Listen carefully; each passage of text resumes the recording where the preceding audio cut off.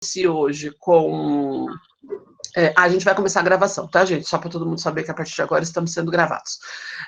Hoje eu e a Lucy vamos conversar um pouquinho com vocês sobre plano de ensino, né? Em educação não presencial. A Lu vai falar primeiro, ela precisa sair por volta das 18, né, Lu? E aí depois eu sigo, né? Na verdade, a gente vai tentar fazer como fazemos sempre, né? Ocupar aí um tempo do nosso encontro, depois poder conversar um pouquinho. Eu sou da área de humanas, né, gente? Então é claro que eu vou falar muito na perspectiva da minha experiência, mas eu tentei trazer uma contribuição que eu acho que vai servir para muitos professores, tá? Com uma sugestão aí de trabalho.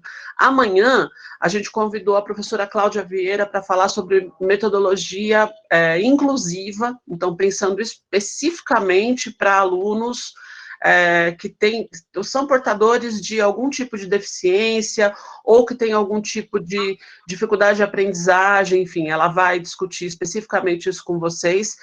É uma baita demanda, né, gente? Talvez a maior demanda, né, de todos esses, de todo esse tempo. A Cláudia é fantástica, né? Vai estar com a gente. Amanda, não sei se você já recebeu o convite para estar amanhã também. Já aceitou, né, Amandinha? Eu falo que para as pessoas, convida, já fala que sou eu que estou pedindo, deixa a pessoa assim, meio sem alternativa, entendeu? Que ela tem que aceitar.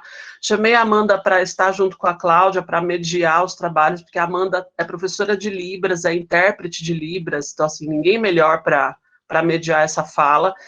E, gente, todos nós precisamos, né, desse... Amanhã eu vou estar de aluna, entendeu? Adoro escutar a Cláudia antes de qualquer coisa, mas o tema é fundamental, é super importante. E depois a gente vai ter outros momentos para discutir um pouco isso. E na sexta, a gente chamou o casal, que já esteve conosco em outro momento, que é a Bia Brambila e o Renan, da UFBA, para falar um pouco sobre interação. Interação professor-aluno e interação estudante-estudante. Aluno-aluno e aluno-professor, com foco especificamente no trabalho agora, né, do cotidiano. Eles já tocaram nesse assunto, mas acho que vale a pena a gente voltar a essa discussão, né? Para nós, da UFABC, a gente está começando praticamente o trabalho agora, e eu sei que tem muitas universidades começando também agora, então acho que é um momento importante. Então ficou uma espécie de mini curso dentro do curso.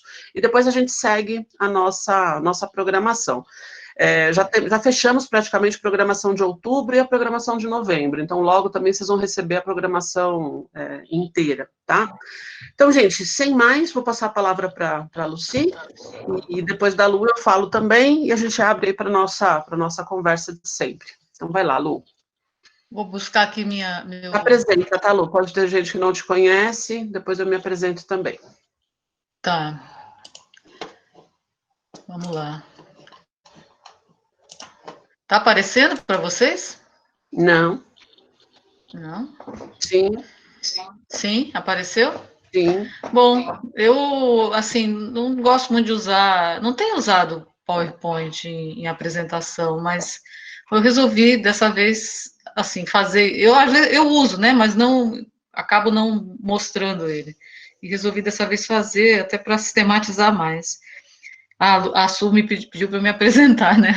Eu sou Lucy, eu sou professora da Universidade Federal do Acre. Hoje, inclusive, essa questão de...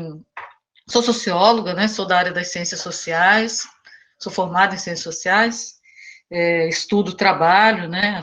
Sou muito vinculada à sociologia do trabalho e educação, etc. E hoje, inclusive, a Su falou que eu vou ter que sair um pouco mais cedo, exatamente porque na UFAC, né, onde eu estou, o Conselho Universitário votou faz uma semana, numa reunião bastante extensa, que lá se ia aderir ao ensino remoto, e todos os colegiados do mundo estão se reunindo agora. Então, tem reunião o tempo todo, né? Para poder ver como é que vai ser isso, como é que vai planejar. Então, eles estão lá, as coisas estão num estágio, num momento muito anterior ao que vocês já devem ter discutido, tanto no trabalho da maioria aí que é professor ou estudante, e mesmo da UFABC, que já experimentou a questão do ensino remoto já há algum tempo. Então, lá tudo está começando. Então, imaginem o caos que não está por lá. Então, por isso, eu tenho reunião às 18 horas do colegiado do meu curso para planejar essa volta às aulas e essa questão do ensino remoto nas ciências sociais. Por isso, eu vou precisar sair um pouquinho antes, tá bom? Essa é a justificativa. Bom, a ideia era falar de planejamento de cursos não presenciais e falar um pouco do plano de ensino. Eu fiquei pensando como abordar isso para não ser um negócio tão um fazer, né? Ser algo reflexivo, que eu acho que é uma característica tanto minha como da Suzy, de como abordar essa questão. E ao pensar ela, eu resolvi iniciar dizendo isso, de que a gente deve pensar nesse momento, inclusive, né? Que a gente está experimentando algo que é excepcional, né? Que tem a ver com essa introdução do ensino remoto nas nossas vidas, discutir o plano de ensino o plano de curso, né, a partir de duas dimensões, né, que são inseparáveis, né? Eu vou focar mais na segunda por causa da natureza da nossa atividade de hoje, mas até porque a primeira daria dias e dias a gente discutindo isso, né? Não existe só uma concepção de educação, mas várias, né? E até mesmo se eu fosse falar da que eu tenho aderência, também levaria um tempo razoável. Então, a minha opção, pela natureza da atividade de hoje, é focar na segunda questão aí. Mas a primeira delas é que todo plano de curso parte de uma determinada concepção de educação, que vai articular esse planejamento, né? É curioso, porque eu, às vezes, acompanho, como eu dou aula há muitos anos em cursos de licenciatura, e já supervisionei estágio em licenciatura, já coordenei PIBID, Suzy também já fez essas coisas, a gente sempre se depara com muita dificuldade, tanto dos nossos alunos, que estão indo para o magistério, como para os professores que a gente encontra nas escolas municipais, estaduais, e até mesmo na universidade, viu? Não pensem que tem grandes diferenças na universidade em relação a isso, que não pensam o plano de ensino ou o plano de curso a partir de um projeto de educação, de uma concepção de educação. Mas é fundamental que isso seja feito, até porque muitas vezes a gente desconhece a concepção que a gente está aderindo, mas a gente aderiu a uma, e sem saber. E eu acho que isso é a pior coisa que pode acontecer, você reproduzir determinadas práticas e determinadas formas, determinadas visões de mundo, sem ter clareza do que você está efetivamente fazendo. Então, todo plano de curso pressupõe uma dada, ou algumas, se as pessoas tiverem mais de uma e ali mesclarem elas, é possível às vezes não, às vezes sim, uma determinada concepção de educação.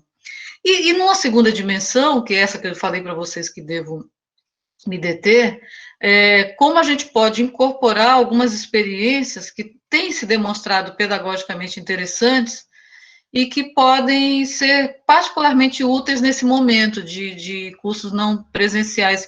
Vejam que a gente está tateando, né? Porque, na verdade, nós estamos trocando experiências a partir de alguma experiência que a gente teve no ensino presencial, e eu e Suzy no ensino à distância também, né? E como que alguma coisa desses dois lugares aí podem fazer parte dessa experiência nova, e espero que bem rápida, passageira, que estar inserido nesse ensino remoto.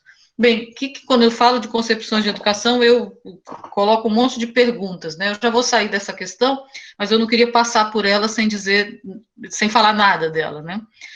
Ou seja, o que a gente concebe, né? Como a gente concebe a educação, né? O que é a educação para nós, né?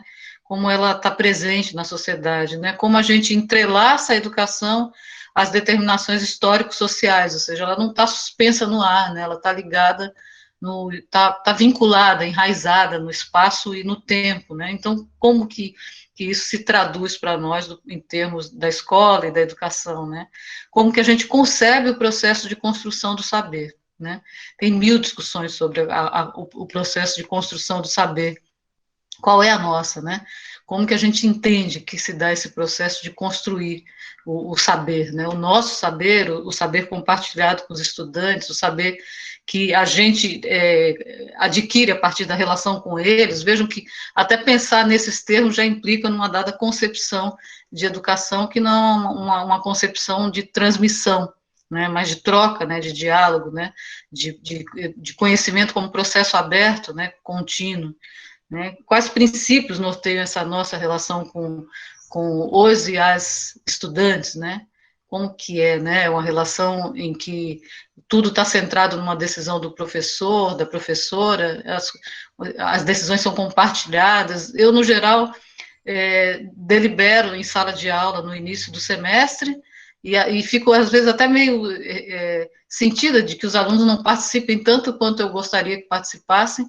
Eu acho que eles estranham isso, talvez é o susto de estranhar a situação. Tudo é votado no início do semestre. Quais são as atividades, que tipos de avaliações a gente vai ter, se eles têm acordo, não têm, se sugerem outra coisa, etc. Ou seja, é uma forma de fazer isso. O que a gente pretende com os conteúdos trabalhados, né? Vai se desdobrar daí, inclusive, o tipo de avaliação que a gente vai fazer.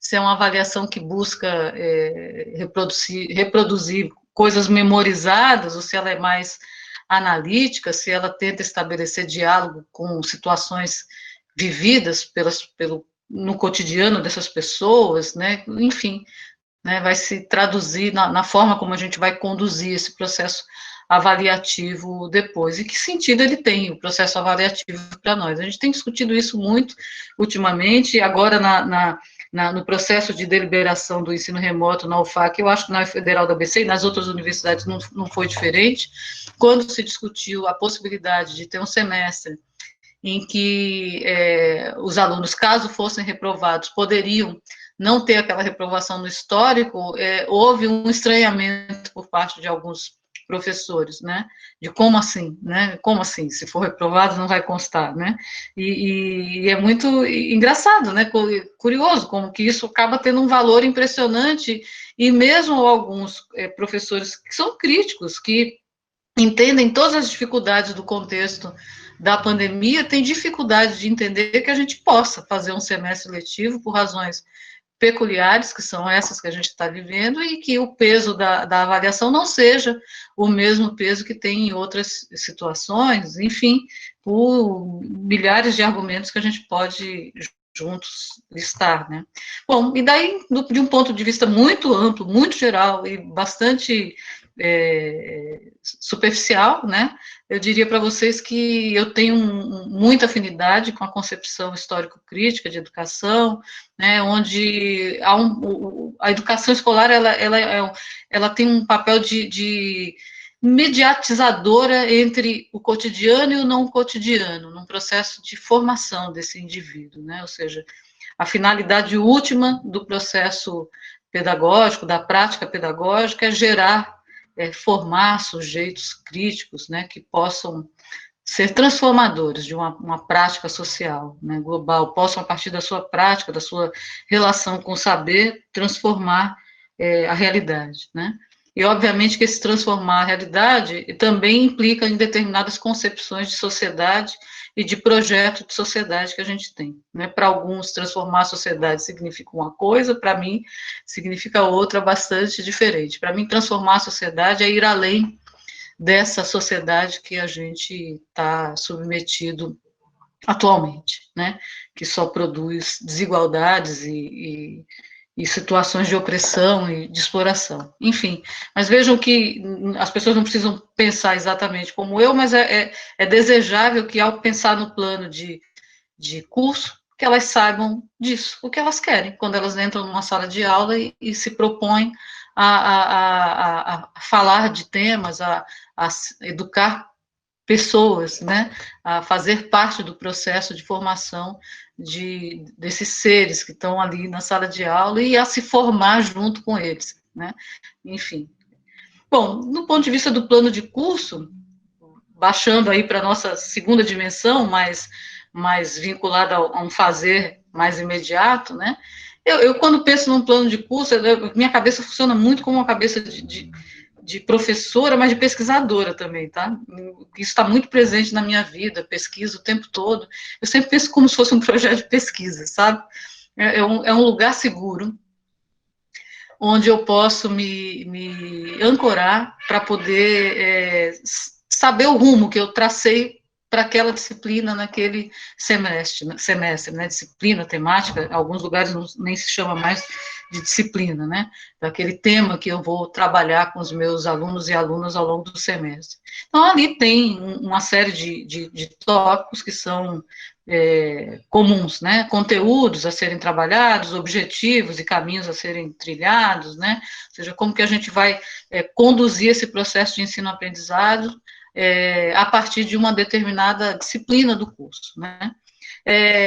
Para mim, o plano de curso, ele, de fato, não é um discurso, ele está sempre aberto, e eu já cansei de mudar ele no meio do caminho, assim, várias vezes, ou seja, você planeja, e aí, de repente, você vê que as coisas não estão andando bem, ou que os alunos e alunas propuseram um tema que é fundamental e que não estava ali considerado, ou aconteceu algo no meio do caminho que fez com que a gente mudasse completamente o planejamento. O exemplo é o que a gente está vivendo, por exemplo, eu construí no primeiro semestre de 2020, eu entrei em sala de aula no começo do ano na UFAC para dar uma disciplina chamada Pensamento Sociológico Contemporâneo. E eu listei lá uma série de questões importantes que ia desde a discussão sobre a modernidade, enfim, até o debate sobre a ascensão do neoliberalismo, como parte do meu programa o meu plano de curso, né?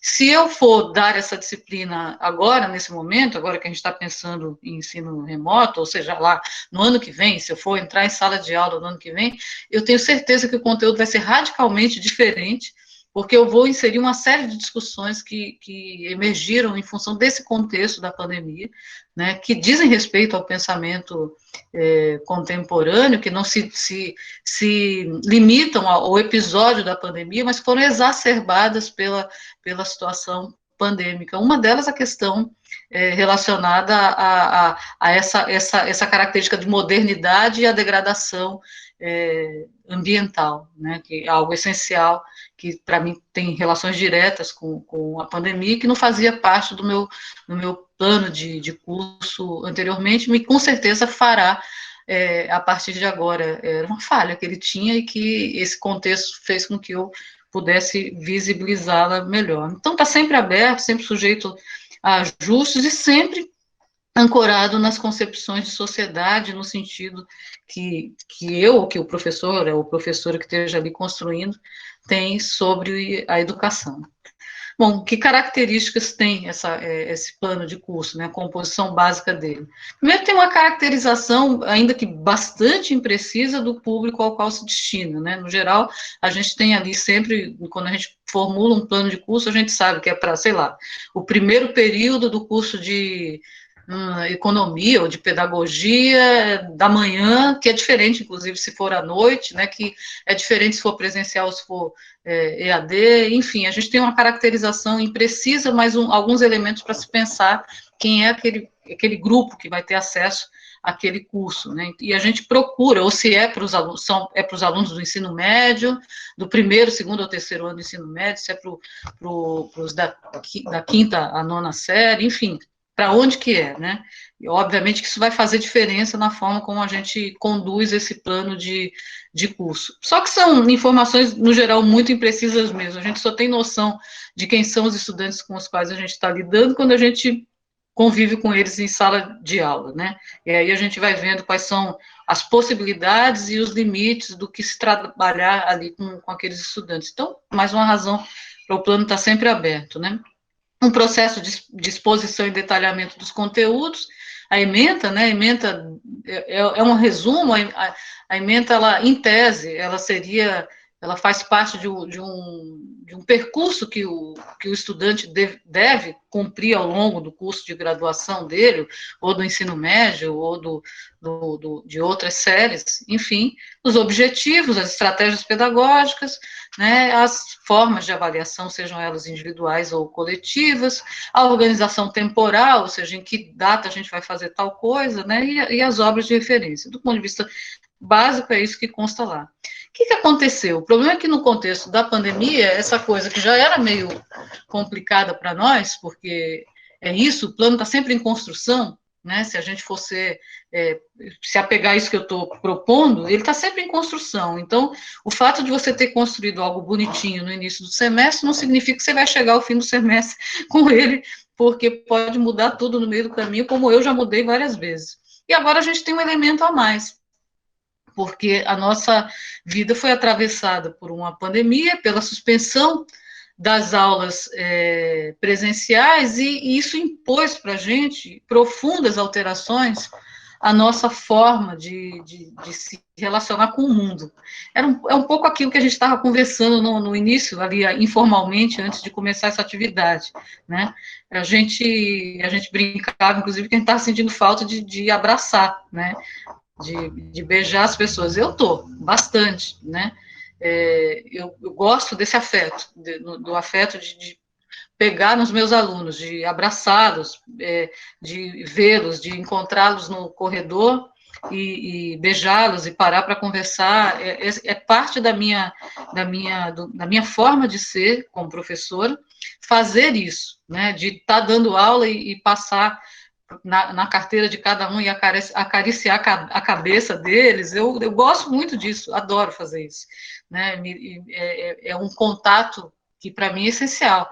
E, obviamente, que isso só é possível na sala de aula presencial, e esse contato afetuoso, eu entendo que não é obrigação das pessoas serem assim, afetuosas, etc., mas ele é parte do processo de educação, porque ele não é feito propositalmente por mim, ele é parte da minha forma de lidar com os meus alunos, mas ele cria um laço de cumplicidade, de confiança, de afetividade com os meus alunos, que é fundamental para que eu possa construir as minhas aulas e estar sempre muito aberta às críticas deles, às possibilidades, ou seja, já ali uma cumplicidade que vai se construindo, que permite que eles me questionem, sem que isso seja para mim um problema, e que eu possa questioná-los afetuosamente também em público, sem que isso se constitua um problema, e assim a gente possa construir o processo educativo. Então, isso se rompeu, né? A vida da gente virou essa coisa aqui do lado, né? Essa janela com 1000 quadradinhos, e aqui tá até bonitinho, porque agora se pegou uma moda de que ao final das reuniões, as pessoas todas abrem a câmera para poder tirar a foto, né? Final, né? Mas durante a aula não é assim, porque as conexões não são boas, e a gente, no geral, vê fotografias ou letrinhas, né? E como eu agora falando com vocês, não vejo ninguém. Estou vendo a tela do meu computador e nem a carinha de vocês nos quadradinhos eu estou conseguindo ver. Então, esse tipo de mudança que nos foi atravessada, que atravessou a vida da gente, impôs algumas estratégias para que a gente pudesse transitar nesse contexto novo e nas exigências de ter que fazer ensino remoto. Daí, as experiências compartilhadas, elas acabam assumindo um papel fundamental, né? Porque é delas, é dessa experiência, dessa troca que os professores, e qualquer relação de trabalho, né, é capaz de fazer. Eu estou falando com vocês aqui, estou lembrando de um livro que eu acho bonito, que é um livro do Richard Sennett, que chama O Artífice, né? Ele tem 2 livros. O Artífice, tem vários livros, né? Mas 2 que têm um diálogo muito próximo, que é O Artífice, e o outro chama Juntos, né? E nesses 2 livros ele está falando esse artífice, né? Como esse trabalhador que o trabalho dele é um artesanato que é construído e que é feito sempre na relação com o outro. Um outro autor que eu gosto muito também, o próprio Marx fala isso, né? Mas esses tratam de uma maneira específica, porque o foco deles está muito aí, é o Christophe Dejoux, onde ele fala de que o trabalho é algo sempre feito com o outro, para o outro, né? Enfim, os professores também trocam suas práticas e aprendem a partir da prática dos outros. E esse momento é um momento privilegiado para que a gente escute a prática dos outros e veja como ela pode nos ajudar num contexto tão diferente, tão desafiador. Então, o que a gente vai ter aí, né? Por um lado, as relações no ensino presenciais que não são substituíveis pelas experiências virtuais, de forma alguma, né? Não há nenhuma possibilidade de substituição de uma coisa pela outra, né? E a experiência de uma aula que... Peraí, que agora eu fiquei olhando ali e acabei me perdendo. Então, primeiro, não são substituíveis, né? E não são substituíveis por várias razões, né? Eu listei algumas aí, mas vocês devem conseguir listar outras, né? A interação com o mundo, né, que é uma experiência vital humana, está interditada, está meio que suspensa, né? Não completamente, mas em grande medida suspensa, né? As próprias experiências sensoriais da gente, né, em relação ao mundo, às pessoas, né? E a sala de aula como um espaço singular dessa formação humana a partir de tudo que eu já mencionei até agora. É desse contexto que surge esse debate do síncrono e o assíncrono, né? Até fiquei conversando com a Su ontem sobre isso, e fiquei pensando depois disso, né? A gente perdeu, ainda que temporariamente, algo que era essencial na vida da gente, de docente, o encontro presencial. E os encontros passaram a ser agora organizados a partir do que se chama de síncrono e assíncrono. Eu até conversava com a Su ontem, por telefone, eu dizia, a gente sempre fez coisas fora do encontro presencial, né? Eu dava minha aula e dizia que eles tinham que ler determinada coisa, diziam que os alunos tinham e alunas tinham que pesquisar determinado insight, visitar algum portal, fazer, enfim, tinha N coisas que a gente mandava, pedia para que fosse feito para além daquele encontro presencial de 4 horas semanais, né? Mas agora o que está em discussão é uma outra forma de ser, né? É a forma, o síncrono quer dizer sincronizado, e sincronizado por intermédio de um equipamento tecnológico, né? E o assíncrono é algo que a gente faz sem essa sincronia, né? Bom, se a gente está dizendo que a gente perdeu algo, ainda que temporariamente, que era essencial, que era o encontro presencial, é óbvio que o síncrono não substitui isso. Para mim, não tem nenhuma dimensão que substitua isso. Mas é necessário que a gente tenha, de alguma forma, algum momento em que a gente veja esses estudantes e que possa, ainda que de uma maneira bastante limitada, interagir em tempo real com eles. Daí a necessidade das atividades síncronas. E há também uma necessidade das atividades assíncronas, porque, diferente do presencial, boa parte do que a gente vai solicitar, demandar a esses estudantes, não vai ser possível no tempo síncrono, né? E aí eu já vou explicar por quê. Bom, quando eu fiquei pensando nessa atividade hoje, eu fiquei pensando em várias coisas que têm a ver com a minha experiência profissional. É possível o espelhamento de planos de curso ou de planos de ensino? Né? Ou seja, há uma tese que diz que no EAD, que não é exatamente igual ao ensino remoto, mas tem lá suas afinidades, né? No EAD tem uma tese que diz o seguinte, de que um curso EAD tem que ser o espelhamento de um curso presencial, ou seja, tem que ser igual, tem que ter o mesmo, se for oferecido na mesma universidade, legalmente tem que ser igual, tem que ter o mesmo projeto pedagógico, o mesmo conteúdo de aulas, a mesma carga horária, etc. Isso assim, algo que está no papel, mas que na prática não é verdade, né? Não é possível, né? Não é possível espelhamento porque as situações são completamente adversas, né? E porque a ideia do espelhamento parte de uma premissa, de uma certa autonomia do estudante, que na prática a gente tem notado que na maioria dos casos, pode ser que em alguns casos exista, mas na maioria dos casos não existe, né? Então, não é possível porque pelas condições e situações próprias da pandemia, no caso específico do ensino remoto, que condições e situações são essas? Gente doente dentro de casa, acúmulo de tarefa dentro de casa, as tarefas domésticas com as tarefas de trabalho e e de estudo, o ambiente desfavorável para você instalar ali um ambiente de estudo, enfim, acesso tecnológico de docentes e de discentes precário, infraestrutura doméstica que não tem um espaço específico para isso, conectividade ruim, uso de celulares e não de computadores, a maioria dos nossos estudantes usa celular para acessar as aulas e não um computador, o que muda qualitativamente a possibilidade de leitura, de um monte de coisas necessárias ao processo educativo, né, e as condições próprias, distintas, né, entre o presencial e o não presencial, falta um Lzinho ali.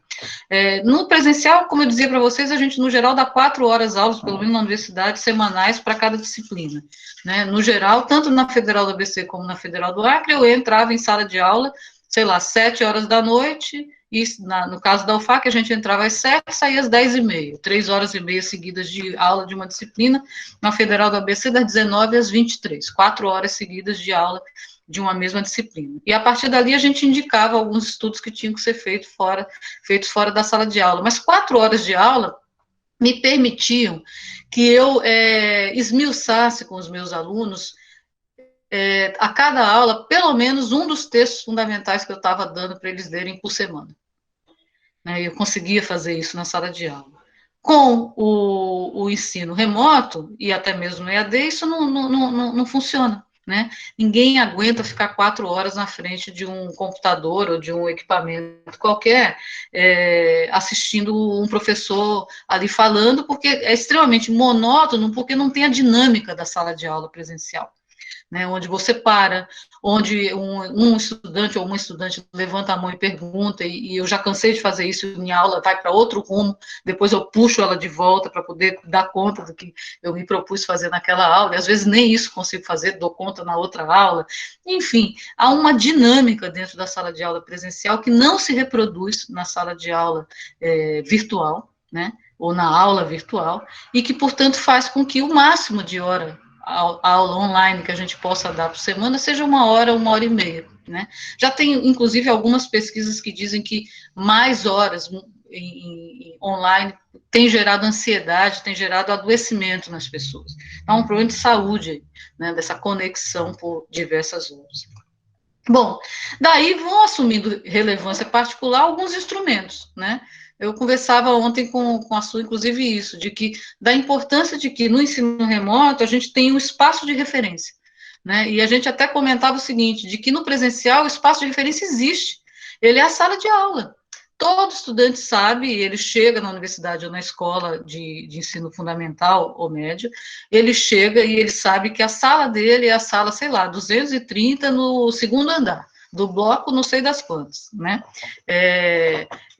Enfim, a referência dela é esse, ele tem um lugar para onde ele se dirige todos os dias, ou se muda a sala, ele tem um calendário dizendo para que sala ele vai. Na Federal do ABC tinha muito isso, uma aula num bloco, outra aula no outro, então os alunos se deslocam, mas eles sabem, muitas vezes eu perguntei para eles, a gente está indo para onde? E eles me diziam, não, é tal sala, professor, e eu ia lá junto com eles. O espaço de referência é algo fundamental. Se é fundamental no presencial, no ensino remoto a gente tem que ter um espaço de referência também. O estudante precisa saber aonde ele vai buscar os materiais dele. Esse espaço de referência não é necessariamente o espaço onde você vai gravar o seu vídeo, se for gravar, ou transmitir sua aula online, mas ele tem que saber onde ele acha isso depois, onde está o plano de curso, onde está o vídeo que ficou gravado e que ele quer assistir novamente, onde está a proposta de atividade, né, o link para ele acessar essa proposta de atividade, e esse espaço de referência pode ser o Moodle, pode ser as salas de aula do Google. Eu tenho uma certa simpatia em usar o Google, o Moodle, por ser o software, até onde eu sei, livre, né, e, portanto, aí tem uma posição política, sim, em relação ao uso do Google, em que pese que está todo mundo usando, a gente está usando o Google agora para fazer essa atividade, né, mas acho que tem que ter, né, um processo de organização das rotinas, né. Imagine que quando você está presencialmente, esse estudante te encontra no campus. E, na universidade, em particular, ele sabe onde é a sua sala. Então, se ele não te acha na sala de aula, ele vai no teu gabinete lá e te procura para perguntar o que ele não está sabendo fazer, o que ele não está, a informação que ele não tem. Aqui não. Então, se ele não tem como te encontrar presencialmente, a gente precisa deixar muito claro o que será feito a cada semana, com quais recursos, né? E se preocupar se todos e todas têm acesso a esses recursos indicados, né? Eu comentava com a Su, eu preciso acabar, né? Já estou falando demais. Eu comentava com a Su no domingo que eu, quando comecei as aulas no primeiro semestre que eu dei aula na UFAC, eu cheguei toda feliz com a pasta digital na nuvem, para todo mundo ter os textos digitais. Foi uma tragédia completa e absoluta. Por quê? Porque eles não tinham acesso à internet. Né? Eles só tinham acesso à internet dentro da universidade. Fora da universidade, eles não tinham. E quando tinham, era pelo celular, o que dificultava a leitura dos textos. Então, assim, eu não ter posto os textos na Xerox, na copiadora, para que eles tivessem impresso, foi trágico, porque eles não tinham, tinham vergonha de me dizer isso, e ao mesmo tempo não conseguiam ter acesso direito aos textos. No semestre seguinte, quando eu notei a situação e mudei o esquema, eu via todos eles, todas as aulas, agora no começo do semestre, com os textos na mão, o que foi razão de felicidade para mim. Eles estavam com o texto querendo ler. Então, vejam como essa preocupação tem que estar presente. A gente pode propor coisas mirabolantes e as pessoas não terem como acessá-las. O planejamento das atividades, ou seja, se a gente vai propor atividade, tem data de entrega? Qual é a data? Né? Quais são os recursos que eles vão ter que usar para essas atividades? Onde ela vai ser entregue? Né? Ou seja, precisa ter um lugar, é por e-mail, tem uma caixa no Moodle em onde eles vão entregar, como que vai ser isso? A ideia de que a gente tem que ter encontros síncronos, né? Pensar em qual é a atividade que a gente vai fazer toda semana que demanda a presença de todos e todas simultaneamente, ou seja, e essa atividade, preferencialmente, tem que ser regular, tem que ter dia e horário também regular, né? Que são as aulas virtuais, né? Que são as lives que a gente pode fazer também como parte dessas atividades virtuais para dar uma dinâmica diferente. Enfim, eu vou colaborar com a aula de colegas, eu vou chamar colegas para colaborar com as minhas aulas, enfim, atividades em grupo online, e eu acho que há uma especificidade nas aulas virtuais. Eu falei para vocês antes que a gente não vai dar 4 horas, né? Eu acho, minha opinião é que não se deve. Vai ser 1 hora. Então, se eu estou substituindo 4 horas que eu tinha dialogando com os meus alunos e alunas por 1 hora, o que eu vou priorizar nessa 1 hora? No geral, quando eu fazia isso virtualmente, agora eu vou retomar essa experiência, eu priorizava a explicação de questões que eu julgava centrais no conteúdo, para que eles pudessem ter um acesso melhor à leitura depois. Então, conceitos que eu considerava que eram chave para eles e elas poderem transitar nos textos que eu indicava para leitura, para que eles pudessem pensar nas questões que eu estava provocando eles a refletir para as atividades, etc. Então, a aula ela tem que ser replanejada, ela não pode ser uma transposição do que a gente fazia anteriormente. Né? E aí, as outras atividades, né, as assíncronas, elas também acabam assumindo importância, porque, bem ou mal, a gente tem todo um tempo de planejamento aí, que não foi suprido pela aula presencial, que agora vai ter que ser pensado do ponto de vista do que eles vão fazer sem ter que estar em tempo real conosco, né? Então, aqui ficou repetido, gente, a correria, né? Então, pesquisa e proposta de estudo, acesso a aulas e palestras gravadas, construção de textos coletivos, visitas virtuais. Eu lembro eu acho que eu comentei numa das atividades que eu fiz, que foi uma experiência muito legal, que eu achei que foi boa com os meus alunos, que foi a construção de um glossário coletivo, ou seja, eu notei que muitos dos conceitos que eu estava trabalhando eram difíceis para eles, então eu pus todo mundo para pesquisar sobre aqueles conceitos, e a gente construiu coletivamente um glossário online, que era de acesso de todos, então eles acabou virando um material que eles podiam acessar para poder estudar depois, né? E os suportes para isso, as aulas, as lives, os filmes, os documentários, música, imagem, texto acadêmico, reportagem, enfim, um monte de suportes que a gente pode utilizar para desenvolver atividades e propostas de pesquisa no período assíncrono. Eu estou terminando, separei algumas coisas que eu uso nas minhas aulas sobre trabalho, né? Porque quando a gente fala de fornecer material para que as pessoas possam estudar no período assíncrono, eu penso em texto, sim, pela minha área, né? A área das ciências humanas, o texto escrito, ele tem um papel muito importante, né? Em outras áreas também, mas na nossa é fundamental. Não dá para um aluno de ciências sociais passar por um curso de graduação sem ler as obras clássicas, etc. Mas eu penso que esse texto escrito deve existir, mas a gente tem que trabalhar com outras concepções de texto também. E a imagem é uma fundamental, uma das questões fundamentais. Eu penso que uma imagem dessa, depois de uma aula, de uma exposição sobre, por exemplo, a questão da precarização do trabalho na sociedade contemporânea, ela pode gerar reflexões múltiplas, e isso pode ser boa parte da minha atividade num período assíncrono, né, num momento assíncrono, para os alunos pensarem, problematizarem o conteúdo dessa imagem, ou problematizarem uma música que eu acho linda, né, que eu convido vocês a escutar, que chama Arrumação, do Elomar, né, em que tanto dá para discutir o trabalho ali, né, como que vai se dar aquele trabalho, como do ponto de vista do cotidiano daquelas pessoas, dos hábitos culturais, das identidades culturais, da língua, né, e como ela se configura de maneiras distintas, né, enfim, N coisas podem ser discutidas com essa música e dá muito pano para a manga para a discussão, né? As imagens, as pinturas do Claude Monet sobre Londres de 1900 para poder pensar o processo de industrialização e de formação do capitalismo, enfim, né? E o roteiro, aqui eu copiei um que eu elaborei há um tempo atrás, que são os roteiros de leitura mesmo de texto no sentido clássico que a gente atribui a texto, né? Uma das dificuldades que eu observei quando eu dava aula e que, para mim, me convenceu que essa tese da autonomia é uma bobagem, né? Por várias razões, né? De que os alunos e alunas têm muita dificuldade na leitura, muita dificuldade em estabelecer síntese, em identificar conceitos, identificar o que é o principal raciocínio que o autor está ali estabelecendo. E a partir desse momento que eu identifiquei isso junto com os meus colegas, a gente começou a construir roteiros de leitura. Os roteiros de leitura são para ajudar os estudantes a encontrarem questões centrais ali no texto, que podem contribuir para uma melhor compreensão. Eu acho que a gente deve trabalhar com roteiros de leitura nesse período de atividade assíncrona.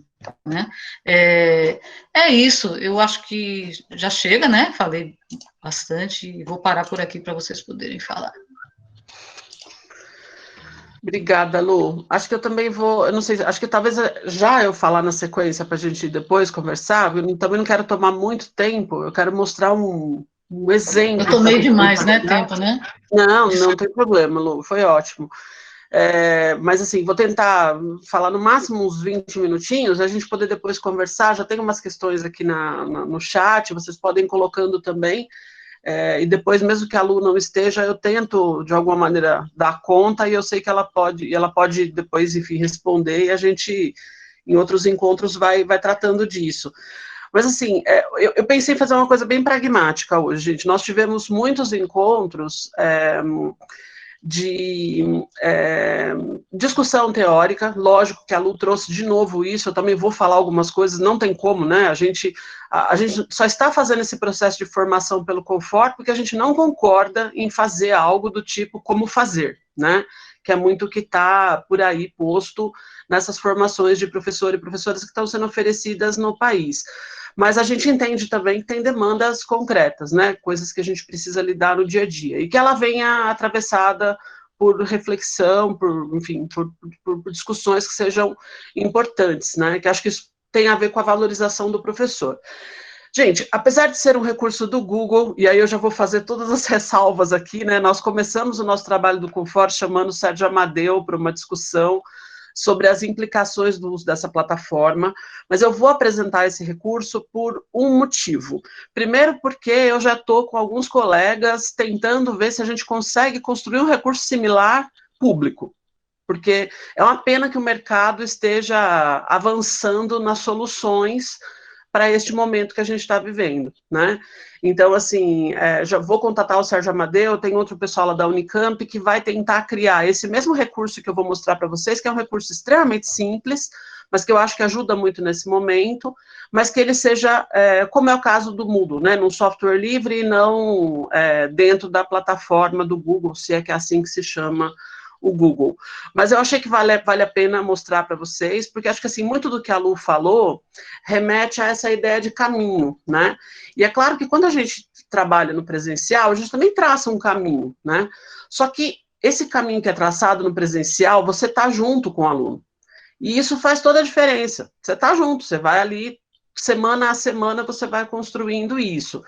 Então, esse recurso que eu vou mostrar para vocês, que é um recurso do Google, ele facilita a proposição do caminho, tá?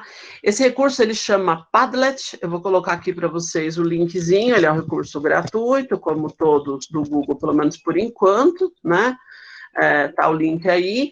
Eu vou mostrar um exemplo de um que eu montei um dia desses, para um seminário que eu dei, e a minha intenção, na verdade, é dar uma sugestão, que eu acho que acaba pegando praticamente tudo que a Lu falou.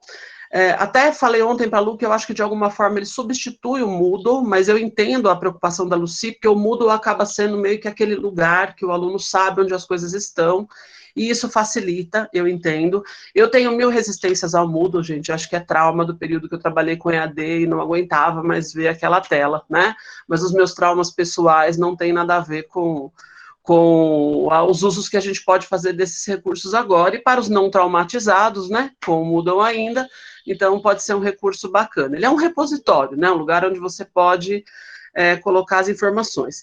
Esse Padlet, eu já vou mostrar para vocês, gente, mas só para fazer algumas ponderações, ele tem, então, essa ideia de ser uma espécie de mapa, uma espécie de caminho, onde você pode colocar tudo.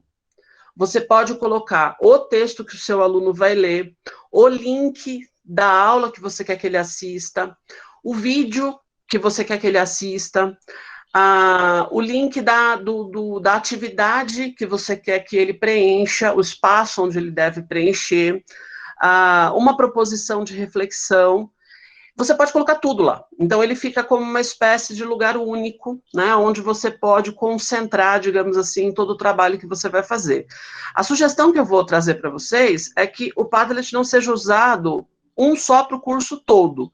Até porque, como a Lu já falou, nesse tipo de trabalho que a gente está fazendo agora, remoto, online, não presencial, enfim, demos o nome que queira se dar, as coisas mudam muito. Então, no nosso caso da UFABC, que é um trabalho quadrimestral, talvez um por mês, né? No caso do pessoal que está trabalhando com semestre, que aí já no geral são 4 meses, então seriam 4 desse, mas que você pudesse construir um caminho, né, para que o aluno pudesse saber o que ele deve fazer naquele mês.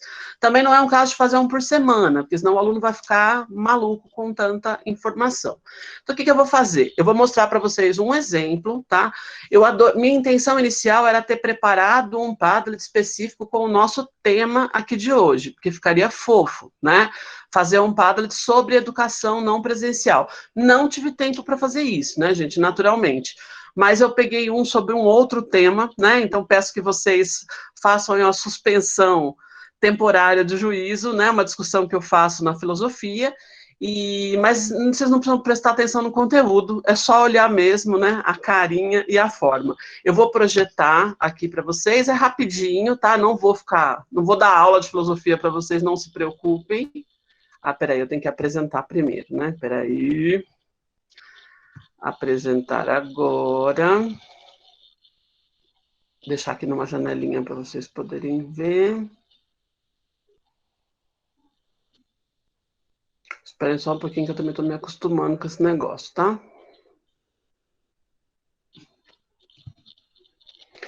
Vocês conseguem ver já? Alguém me dê um ok aí, se vocês estão conseguindo visualizar. E eu não estou vendo vocês, tá? Então eu preciso que vocês falem. Ainda não. Não? Peraí. Deixa eu ver se já... agora acho que vai. Espera aí.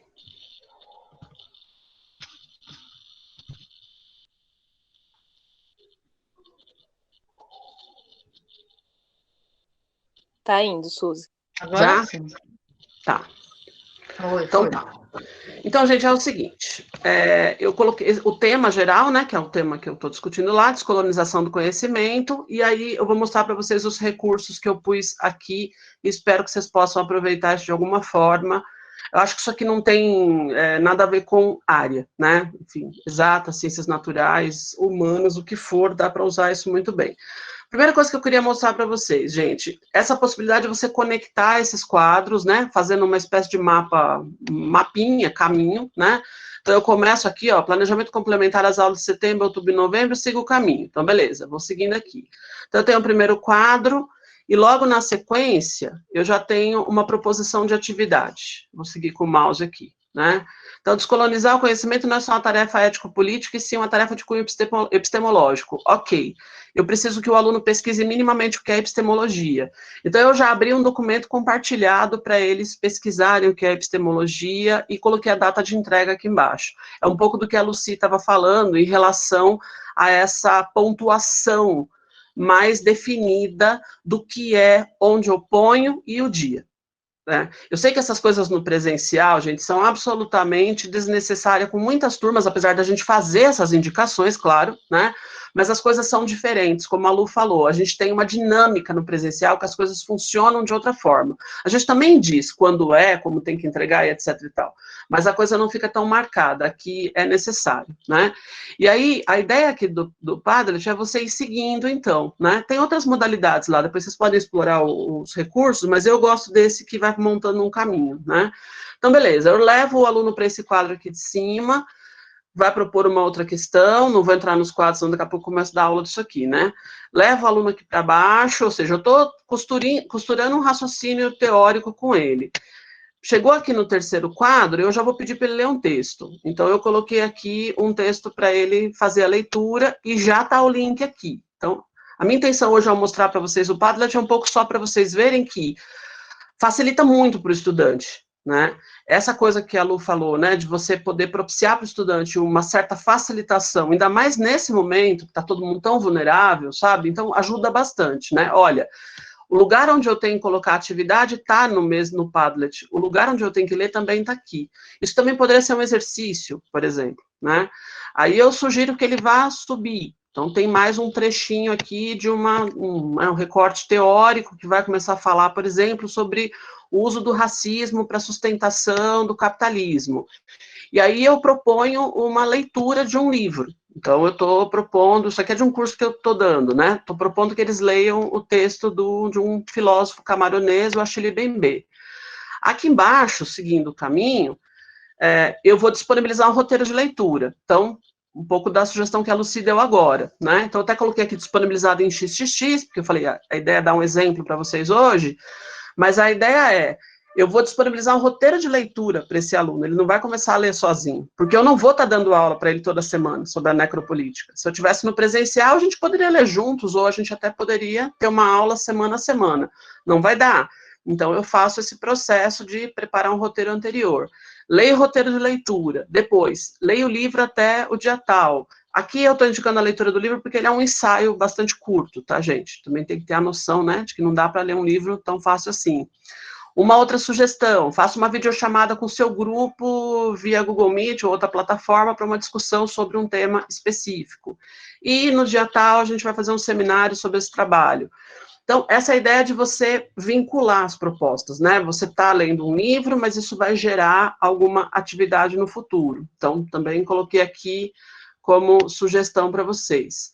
Estou subindo aqui de novo, mais um bloco, né? Então, mais um elemento teórico, descolonização, são pontos que eles teriam que ter em mente para conseguir compreender os conteúdos desses textos e tudo mais.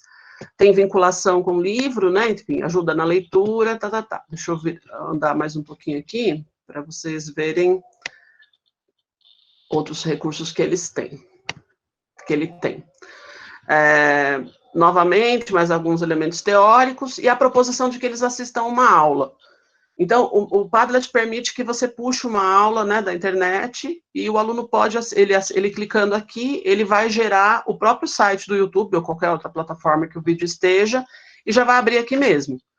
Então, assim, gente, isso para esse momento, né, que a gente está vivendo, fica muito fácil. Quer dizer, o Moodle já dá esse recurso, mas você vai ter isso em vários links diferentes. Aqui você está possibilitando para o aluno ter isso, né, praticamente numa mesma página. Aí fiz a vinculação aqui, né, da aula com uma proposta, para ele pensar sobre um determinado tema, e fecho com o que seria, eu não transformei em link aqui, mas o que vai ser lá orientações para o seminário. Se vocês observarem, gente, eu estou trabalhando aqui são praticamente só, digamos que, atividades ou proposições do que a gente está chamando de atividades assíncronas, porque eu estaria dando, né, as aulas, ou estão dando as aulas, além desse trabalho aqui, mas ele pega um período que vai de setembro até 30 de novembro, porque tem uma leitura de um livro aqui, tem uma leitura de um roteiro, tem a leitura de um texto, tem uma discussão com os colegas, ou seja, tem várias coisas, e claro que vocês poderiam inventar muita coisa a partir daí. E aí, para nós aqui, eu levantei uns pontos que eu acho importante a gente destacar.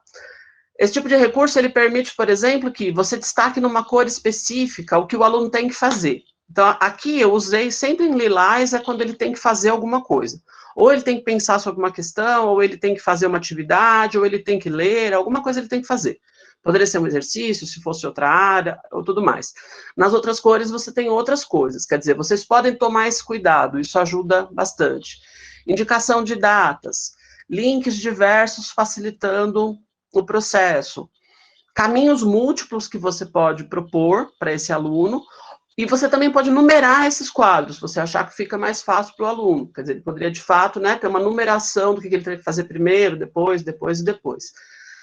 Uma linguagem que seja imperativa ou sugestiva, ou seja, que você vá dizendo para esse aluno o que ele precisa fazer. A opção também de que esse Padlet seja vivo, que você possa acrescentar elementos durante o processo. Então, isso também é bacana, porque, de repente, o aluno fala, mas o roteiro de leitura que você fez para o livro não é suficiente, eu não compreendi determinada coisa. Ok, então eu vou acrescentar um vídeo meu mesmo explicando aquilo. Então, e você pode acrescentar no mesmo... Isso aqui é meio que infindável, assim, sabe? Você vai clicando e vai acrescentando. Ter uma carga horária em mente do tempo que isso aqui vai levar, mas eu particularmente não gosto muito daquele mecanismo que o pessoal do EAD usa muito, que é dizer, você vai levar 20 horas para ler esse livro, você vai demorar 1 hora para pesquisar o que é epistemologia. Eu acho isso muito ruim. Mas o professor precisa ter uma dimensão de mais ou menos qual seria o tempo médio que o aluno levaria para fazer isso, né? Então, até coloco aqui, você ajudaria o aluno a se temporalizar sem ficar gerindo o tempo dele, né? Acho que essa dinâmica é sempre importante na educação. Você organiza, ajuda ele a se organizar, mas não fica colocando ordem na vida dele. Então, né, temporaliza sem domesticar. E, por fim, esse Padlet poderia ser mensal, né? Ou trimestral, o meu aqui é trimestral, né? Pegaria setembro, outubro e novembro. Ou também, se você preferir, podia ser só exercício, atividades complementares, algo assim. Gente, eu preciso dar uma aula para vocês de como é que mexe no Padlet? Não, porque é ridículo, ele é super simples, né? Esse é o meu drama com essas formações que o pessoal oferece por aí de EAD, né? Que é explicar aquilo que é super básico. Eu não tenho conhecimento nenhum de tecnologia. Você entra na página, cada quadradinho desse para você preencher, você clica 2 vezes, ele já abre a janela, entendeu? Então, assim, ele é super intuitivo. Para você colocar um vídeo, se você tiver alguma dificuldade, alguma criança de 5 anos na sua casa, por aí, certamente te ajuda. Mas é para brincar mesmo com isso, gente. Eu já falei em vários momentos aqui com vocês, né?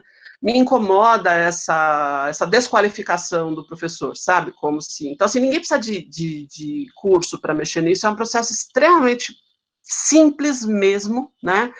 Ele é muito fácil, e ele pode ser usado, se vocês quiserem, eu não vi ainda essa utilidade, mas eu acho que pode ter áreas que possam encontrar essa utilidade, que é usar esse recurso para os alunos fazerem determinados tipos de trabalho ou projeto, porque ele pode ser compartilhado, vários alunos podem compartilhar a mesma página.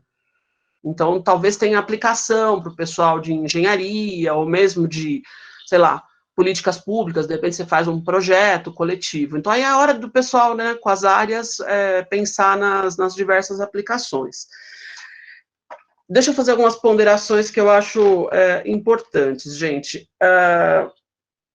Primeira coisa é que isso é só uma página colorida, onde a gente faz basicamente o que a gente faz na lousa, né? As minhas aulas, quando eu estou na sala de aula, eu gosto muito dos esquemas na lousa, né? Então, é uma forma da gente continuar fazendo os nossos esquemas. A gente está sem lousa, né? A gente não tem isso. Se você é um professor que tem o hábito, de vez em quando, de mostrar um vídeo para o seu aluno, né? Isso aí ajuda bastante.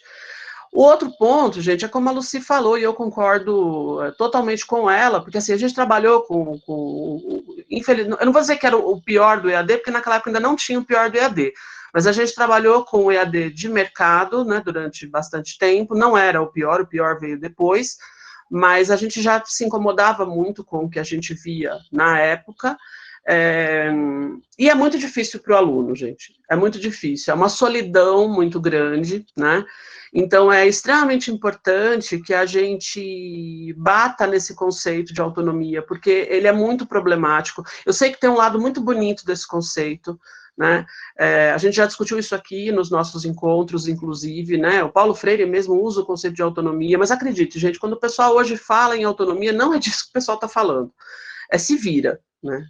Se vira, certo? Então, não tem nada a ver com autonomia, isso, né?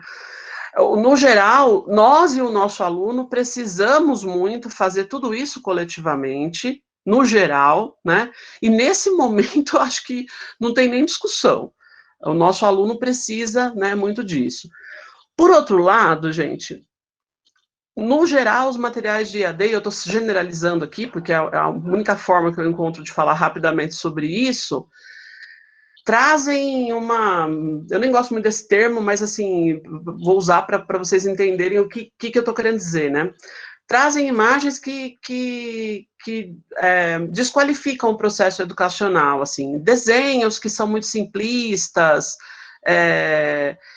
e a gente usaria um termo, talvez no senso comum, que seria infantiliza demais o processo. Isso sempre me incomodou muito. Eu não sei se vocês viram outras lives sobre educação remota, online, etc e tal, mas chama muita atenção essas... você tem a cabeça, no lugar da cabeça é o computador, com desenhinho, assim, uma coisa muito, muito rudimentar, e que eu acho que desqualifica muito o que a gente faz. Então, quer dizer, quando a Lucy traz o tipo de imagem que ela trouxe, né, quando a gente monta um recurso como esse do Padlet, com imagens que a gente usaria com o nosso aluno, não tem por que baixar o nível, gente, essa é a questão. Não existe nenhuma razão no mundo para você fazer menos do que o que você faz na sala de aula. Você vai fazer menos em termos de interação humana, mas o resto não tem por que ser menor, né? Então, eu acho que o recurso, ele ajuda você a dar ideia de caminho, a facilitar, porque você coloca tudo no mesmo lugar, na verdade, né? A fazer um processo de acompanhamento, mudança. Então, assim, ele é bem completo. Eu só lamento que ele seja do Google. Tá gravando, né, gente? Podia ser de plataforma pública, mas quem sabe a gente não consegue ainda fazer um, né? Mas eu acho que tem ideias importantes, né? Obrigada, Lu. Depois a gente se fala. Obrigadinho. E aí eu quero só ponderar mais duas coisinhas, depois a gente já abre para a gente poder conversar. A Lucy falou duas coisas que eu acho bastante importantes, gente, que é o seguinte: o que a gente faz no presencial não tem como ser transportado para essa modalidade, não tem mesmo. Assim como, por exemplo, a gente na UFABC vive muita experiência de professores que vieram de universidades que era semestral, e aí tenta pegar o seu curso semestral e colocar em quadrimestre, né? Pobre do aluno, né? Também não dá certo, ele fica com um acúmulo gigantesco de conteúdo em 12 semanas, e que, na verdade, o professor preparou para ser em 18. Essa tentativa de você encaixar uma coisa na outra é sempre problemática, né?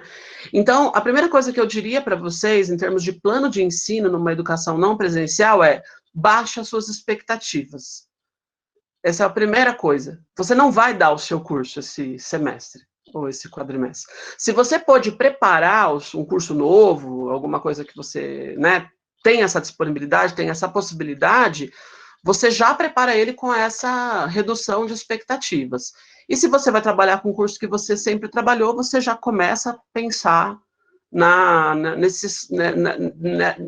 dessa maneira, ou seja, eu não vou trabalhar com o mesmo curso.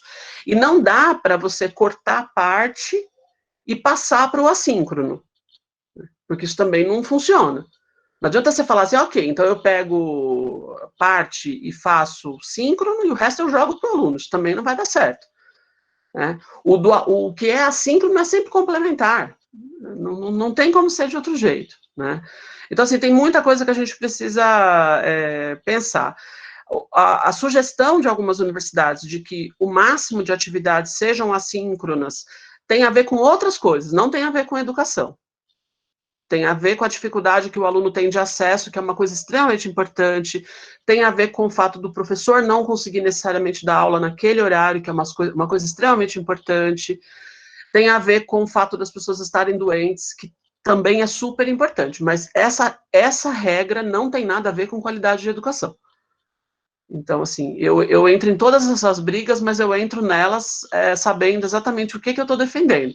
Se você quer fazer um curso com a melhor qualidade possível, você tem que tentar encontrar com seus estudantes. E isso é o máximo mais flexível possível com aqueles que não puderem estar, né, com você. E, gente, você não vai dar nota, não significa que você não possa fazer avaliação. Isso é muito importante. A gente é muito cheio de problemas com essas teses. A avaliação é super importante no processo educativo. Isso não significa que você vai dar nota para o aluno, nesse meio desse caos que a gente está. Mas isso te impede de fazer uma avaliação? Isso te impede do aluno e da aluna saber como que ele foi na sua visão de professor, na sua disciplina? Não, isso é ótimo para o aluno. Mas você não precisa pegar a sua avaliação e passar para o conceito. Mas você não precisa prescindir da avaliação. Vocês precisam discutir isso com os alunos. Eu vou discutir isso com os meus alunos. Eu quero que eles façam avaliação. Eu preciso saber minimamente se isso funcionou ou não. Agora, se eu acho que o conceito dele seria C, eu preciso passar o C para o portal? Não. Porque eu sei das condições que ele está fazendo esse curso. Mas isso não significa que eu não possa fazer avaliação. A mesma coisa você fazer lista para saber quem está indo ou não. Gente, saber quem está acompanhando ou não suas atividades ajuda muito você a poder conduzir um curso, principalmente nessa modalidade. Isso não significa que você vai ficar lá contando para saber quem foi ou não foi, porque você sabe que o aluno pode não ter ido por motivos bastante justos, mas você não precisa prescindir de um acompanhamento. Então, a gente está, infelizmente, muito contaminado, né, por esses instrumentos todos. Uma lista de presença não é só controle, gente. Ela não é só controle de corpos. Né? Eu preciso saber se as pessoas estão ali comigo. Com essas janelinhas, eu vejo letras, vejo avatares, vejo quadros. Né? Então, eu acho que tem várias coisas que a gente precisa pensar. Então, assim, gente, a minha posição como professora não vai ser não usar o Moodle, mas isso são as minhas provocações pessoais. E eu vou recorrer ao Padlet, espero que não seja o Padlet do Google. Se eu conseguir um Padlet que não seja do Google, eu mando o link para vocês. Mas eu vou usar esse recurso porque eu acho que ele vai me dar um pouco menos de trabalho também, porque eu vou preparar 3 para o quadrimestre, um para setembro, um para outubro e um para novembro. Né? E vou fazer o possível para ter o maior número de aulas com os estudantes. Então, é um pouco disso que eu queria trazer para vocês. E acho o nosso olhar, né, das humanas sempre muito viciado nas nossas próprias questões, mas eu acho que esse tipo de discussão aqui, acho que vale para todo mundo. É só o pessoal ir começando a ver como que poderia aplicar. Vamos abrir, gente, para conversar um pouquinho? Eu vou pegar as questões que já tem aqui, e vocês fiquem à vontade, não só para escrever no chat se quiserem, mas para falar também, que acho até melhor, né, se vocês puderem falar.